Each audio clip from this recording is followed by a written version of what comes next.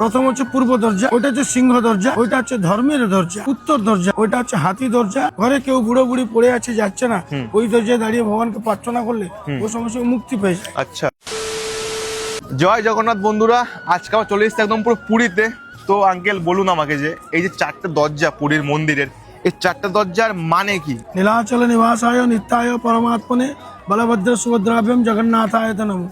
শান্তকারং ভুজগশয়নম পদ্মনাভম সুরেশম বিশ্বধারম গগন সদৃশং মেঘবর্ণম শুভাঙ্গম। আমাকে বলতে চাইছে এই মন্দিরের চারটে গেট অর্থ কি। মন্দিরের চারটে দরজা হচ্ছে, প্রথম হচ্ছে পূর্ব দরজা, ওইটা হচ্ছে সিংহ দরজা, ওইটা হচ্ছে ধর্মের দরজা। আচ্ছা। আর উত্তর দরজা, ওইটা হচ্ছে হাতি দরজা, ওটা হচ্ছে মুক্তি দরজা, মুখ্য দরজা। আচ্ছা। ঘরে কেউ বুড়ো বুড়ি পড়ে আছে, যাচ্ছে না, ওই দরজায় দাঁড়িয়ে ভগবানকে প্রার্থনা করলে ও সমস্ত মুক্তি পেয়ে যায়। আচ্ছা। আর পশ্চিম দরজা, হ্যাঁ। ওইটা হচ্ছে ব্যাঘ্রে দরজা, ওইটা হচ্ছে কামনা দরজা।